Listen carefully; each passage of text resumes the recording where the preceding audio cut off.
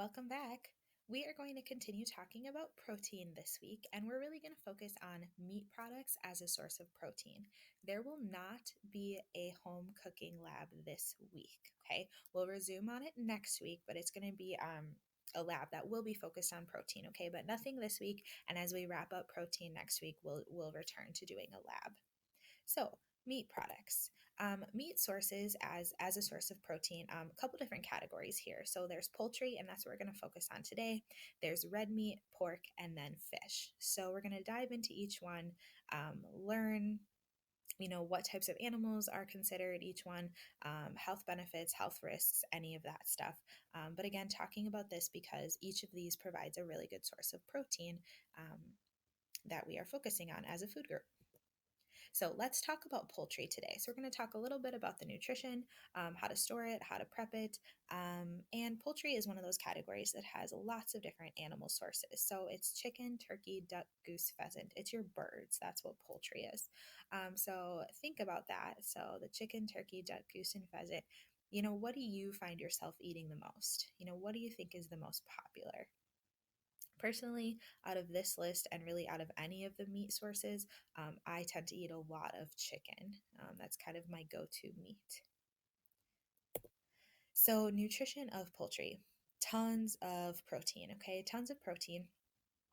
Which again is why we're talking about it during this time. But it also has a lot of minerals, so really good for helping you build strong bones. So you get phosphorus and iron from poultry products. You get B vitamins such as thiamine, niacin, and riboflavin. So B vitamins are kind of unique because typically they're called like B1, B2, B12, but they also have a name that's associated with them. And so the thiamine, niacin, and riboflavin are just the names of some of those B vitamins.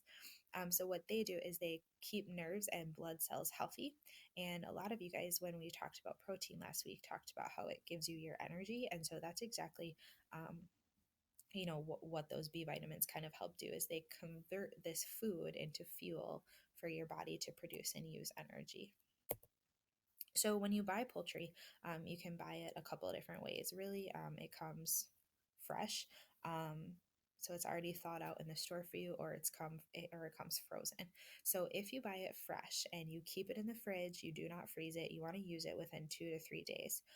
If your plan is to freeze it, I would just freeze it as soon as you get home and put it in the freezer. So when you are freezing it, kind of two different numbers to remember. So if you have like a chest freezer, you want to use that within 1 year. Um, or if you have like a side by side fridge freezer combo, or even like a top and bottom fridge freezer combo, you want to use that up in 6 months.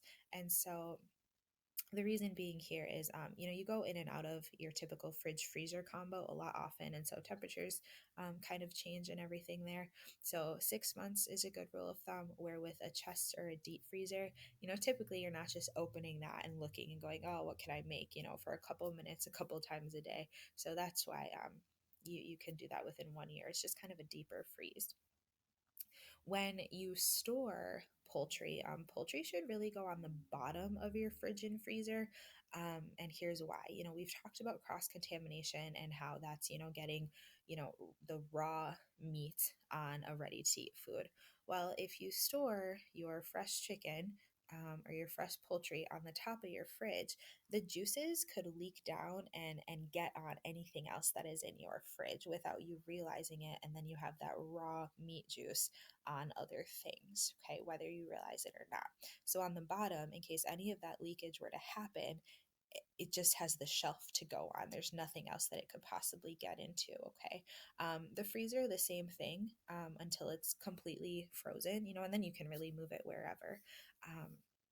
So just a couple things on storage. We talk about chicken and salmonella. Poultry is really one of those meats that you just have to be super careful with because it's really easy to get sick from. So when you are preparing chicken, obviously if your chicken's already thawed, you're good to go. You're ready to cook it however you want. But if you need to thaw it out, just a reminder of those 3 safe thawing methods. The fridge. The fridge is the safest because it's always temperature controlled, but it does take the longest. So it takes a little bit of of thought and preparation to pull that out from the freezer into the fridge. If you're going to buy it frozen, do you have enough time to let that thaw out properly in the fridge? Otherwise, again, you can do the cold water bath. That's where you fill up your sink with cold water to keep it out of the temperature danger zone, and you change that water every 30 minutes because as you let that water sit, the temperature rises into the temperature danger zone. And then you can microwave it too. So if you're going to be using that chicken and cooking it right away, you can always microwave it. So just a reminder of those three safe methods, because if you just leave it on the counter for hours or you run it under hot water, you're just introducing that temperature danger zone where you run that risk of getting sick. Okay. Cooking poultry, very, very important. Meat has an internal temperature, okay, that it needs to be cooked to, and poultry is the highest one, okay? So internally, your poultry should be cooked to 165, and as you're taking the temperature, it should hold for 15 seconds, okay? Dry heat, so that's a way that you can go ahead and cook poultry. So that's really with no water use, so grilling, broiling, sautéing, pan fry, roasting. You could steam it, you could poach it. You can bake it, okay? Or combination method is like uses dry and moist heat. Or, there's appliances too. Like if you have an Instapot, you could pressure cook it. Lots and lots of different ways to do this. Maybe some of you guys will get out and grill some meat sources as it's getting nicer out. So, what we're going to do is we're going to be building this Google Classroom assignment throughout the week as we learn and we talk about each meat source. Okay, so I'm going to hop on over and just show you what that looks like. So today we talked about poultry. So the only expectation for you guys is to get this column filled out of information about poultry.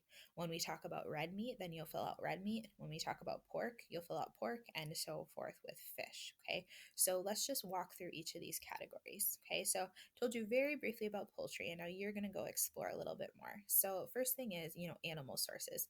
Well, I told you in my presentation what those animal sources are because poultry is kind of a bigger family of meats. So animal sources, you would just write in what we talked about: chicken, turkey, goose, duck, pheasant, right? Talked about some of the health benefits, but I want you guys to go out there and find, why should you eat poultry? Why is it good for you? So 2 health benefits. With meat, sometimes meat, types of meat get a bad rap, because while they have really good health benefits, some meat is not so great for you. So take a look at poultry and, are there any negative health risks for that? If you eat too much poultry, could this happen? Could you get this? So with both the health benefits and the health risks, make sure you're citing your source. Okay, it doesn't need to be AMA or anything formatted, but I do want you to copy and paste the link in there. And foods class, so let's find a recipe. Let's find a recipe that features the meat source. So maybe you're going to find a dish that features chicken, or maybe a dish that features turkey. Maybe you're like, what sounds good, a nice turkey like we cook on Thanksgiving. Maybe you're going to find a recipe to cook a whole turkey. Okay, it's really whatever you want, but make sure that that protein source is really the star of the recipe. Okay, so today you're just going to work on this column for poultry, and tomorrow we're going to start talking about red meat. So I'll teach you a little bit about red meat, and then we'll kind of find that information. What I'll do is I'll move this from day to day. So today it'll be under Monday, but then I'll move it under Tuesday when we talk about red meat, and so on and so forth. So it'll continue just to be on whatever day it happens to be. All right, so reach out to me for any questions that you might have.